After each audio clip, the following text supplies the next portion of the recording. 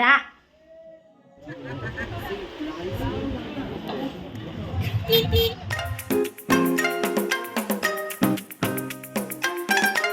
Good morning সবাইকে। আজকে দেখতে পাচ্ছি সকাল সকাল আমি কিন্তু পুরো সেজে গুজে রেডি। আর কারণ আমরা যাচ্ছি শ্বশুর বাড়িতে আমার খুড়তুতো দেওরের মেয়ের অন্নপ্রাশন, তো সেই জন্য যাচ্ছি। আর ব্যাগপত্র রেডি হয়ে গেছি। আর ওকে না একটু হালকা শীতের পরে নিয়েছি, কারণ হচ্ছে ট্রেন বা অটো করে যখন আমরা যাব তো ঠান্ডা হাওয়াটা না লাগে। আর ওর এমনি ঠান্ডা লেগে গেছে, তো যে এসি বাসে করে এসেছিলো তো সেই জন্য ঠান্ডাটা লেগে গেছে। তো সেই জন্য ঠিক করলাম যে হালকা কিছু গায়ে দিয়ে যাক। আর রেডি হয়ে গেছে। আজ কী বার মানে? আচ্ছা, আজ হচ্ছে মঙ্গলবার। আর মঙ্গলবারের সকাল 6টা থেকেই আমি কিন্তু আমার ব্লগটা শুরু করে দিলাম। তাহলে দেখতে থাকুন, সঙ্গে থাকুন, সাথে থাকুন। আর ব্যাগ এই যে দুটো ব্যাগই করি, তার বেশি করি না। ব্যাগগুলো আমি দেখুন, এই যে একটা পার্স ব্যাগ তো আমার সঙ্গে সঙ্গে সবসময় সাথে থাকে। আর এই একটা ব্যাগ করেছে, এই একটা ব্যাগ। বাচ্চা নিয়ে যাই বলি, বেশি ব্যাগ করি না। অটো করে আমরা পৌঁছে গেলাম শিয়ালদহ স্টেশনে। আর দেখুন, এই শিয়ালদহ স্টেশনে আপনার সকালবেলা কিন্তু অনেক বড় একটা হাট বসে। এটা ফলের হাট। তো যাই হোক, ট্রেনের মধ্যে এখন বসে গেছি। আর বসার সাথে সাথে কিনে নিলাম একখানা বাংলা পেপার। একটাই উদ্দেশ্য নিয়ে বাংলা পেপারটা কিনি, রিওকে একটু বাংলা পড়াবো সেই জন্য। আর পেপার কেনার সাথে সাথে রিওর একই কথা, তুমি কি ট্রেনেও আমাকে পড়াবে? ট্রেন ছেড়ে দিল এইমাত্র। আর মাতারা ট্রেনটা আপনার কিন্তু একেবারে সঠিক টাইমে স্টেশন থেকে ছাড়ে। অনেকটা আনন্দ আর সামান্য একটু মন খারাপ নিয়ে চললাম শ্বশুর বাড়িতে। মনটা এই কারণেই খারাপ, রিওর বাবা এবারও আমাদের সঙ্গ দিতে পারেনি। ওই যে হঠাৎ করে অফিসের কাজ পড়ে গেল, উনি কালই আসবেন। দেখুন, যার বাড়ি তার হুঁশ নেই আর পাড়াপড়শি ঘুম নেই। ওনার বাড়িতে উনি আসতে পারছেন না, অথচ আমি কতবার যাচ্ছি একবার দেখুন। আর এখন কিন্তু আমরা সাঁইথিয়া স্টেশনে নেমে পড়েছি। এবার আমরা একাই যাব শ্বশুর বাড়িতে, কারণ সবাই এখন খুব ব্যস্ত। সেই জন্য আমি বললাম আমরা একাই চলে যাব শ্বশুর বাড়িতে, কাউকে হার নিতে আসতে হবে না। আর আমাদের গ্রামেরই চেনা জানা এক টোটো, তো ওই দাদার টোটোতেই আমরা যাব। আর রিও যেহেতু চেনে, তো সেই জন্য রিও একা একাই চলে গেল একবার দেখুন। আর ওরও কিন্তু খুব আনন্দ হচ্ছে। কেনই বা হবে না, ও তো যাচ্ছে ওর নিজের বাড়িতে, সেই জন্য আনন্দ করতে করতে চললো। আর আমরা এখন টোটোতেই বসে আছি। এখন যেন টোটো চড়াটা অনেক পরিমাণেই বেশি হয়ে যাচ্ছে। আর এই ব্রিজটা হলো ময়ূরাক্ষী নদীর উপরে ব্রিজ। আর এখন আমরা যে পথটা যাচ্ছি সেটা হলো ভাষা ব্রিজ। আমিও আগে জানতাম না ভাষা ব্রিজটা কি। তো এইটা হলো ভাষা ব্রিজ। আর দূর থেকে মালগাড়ি যাচ্ছে। সেই ভিডিওটা করা লোহবার আমি সামলাতে পারলাম না। কি সুন্দর লাগছিল দূর থেকে দেখতে। এখন কিন্তু আমরা বাড়ির একেবারে কাছে চলে এসেছি। আর রিওর আনন্দ ধরছে না, ও হাত দিয়ে দেখাচ্ছে যে মা দেখো, ওইটা আমাদের বাড়ি না।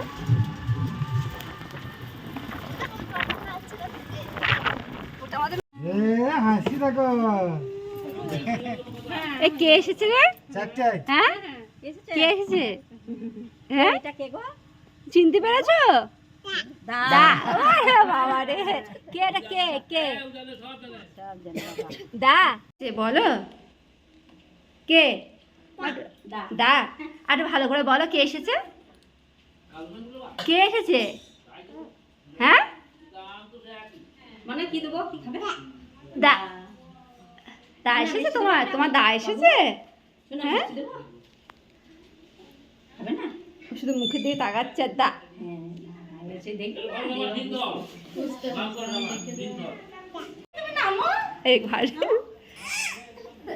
এই যে মার কোলে যা, আয় যা, মার কোলে যা। দাদা হাত ধোবে, পা ধোবে। যাও যাও দাদা, মার কাছে যাও। হ্যাঁ, তুমি মার কোলে, তুমি মার কাছে যাবে না? হ্যাঁ, এই যে মার কাছে যাও, আয় কর না।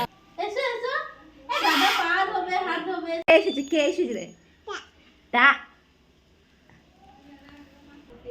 1 মাস পরই আমি আবারও আমার ঘরে পা রাখলাম।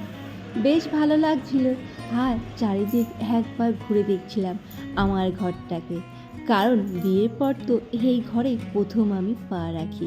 অনেকটা লং জার্নি করার পরে স্নান করলে বেশ ভালো লাগে। তো যাই হোক, একটু রেস্ট নিয়ে আমি আর রিও দুজনেই স্নান করে নিলাম।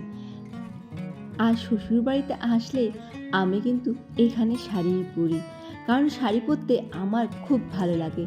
কলকাতাতে যখন থাকি সব সময় তো শাড়ি পরা সম্ভব হয় না, তো সেই জন্য এখানে যখনই আসি আমি কিন্তু সব সময়ের জন্য শাড়ি পরেই থাকি। আর এখানে এসে দেখছি হালকা হালকা ঠান্ডা পড়ে গেছে, সেই জন্য মুখে একটা ক্রিম মেখে নিলাম। শ্বশুরবাড়িতে যখনই আসি প্রথম দিনটা কিন্তু একটু হলেও অসুবিধা হয়, কারণ কোন জিনিসটা আমি যে কোথায় রাখি সেটা সঠিকভাবে খুঁজেই পাই না, আর সেগুলো খুঁজতেও আমার কিন্তু বেশ অনেকটা সময় চলে যায়। এর আগেবার যখন শ্বশুরবাড়িতে সিঁদুর পরার ভিডিও করেছি, আপনারা অনেকেই বলেছেন দিদিভাই চুল খুলে কিন্তু সিঁদুর পরতে নেই। হ্যাঁ, আমি কিন্তু চুল খুলে কখনোই সিঁদুর পরি না। আমার একটুখানির জন্যে হলেও ক্লিপ একটা লেগে থাকে, হয়তো খোপা করে পরি না, তবুও আমার চুলের আগায় একটা হলেও ক্লিপ থাকে। তো আপনারা যারা এই কথাটা বলেছেন, সেই কথাটা বলার জন্য আপনাদের সবাইকে অসংখ্য ধন্যবাদ। আর তারপর থেকেই আমি কিন্তু চেষ্টা করি সব সময় খোপা করে সিঁদুর পরার। আর আজ দুপুরের মেনুতে কী কী আছে একবার চলুন শেয়ার করে ফেলি। এই যে আজকে হলো এটা বেসনে বড়ার টক, ডাল ডাল আছে, আর এটা হচ্ছে আলুর চোখা, আলু দিয়ে সয়াবিন দিয়ে তরকারি, সিম দিয়ে আলু ভাজা, চুনো মাছ ভাজা,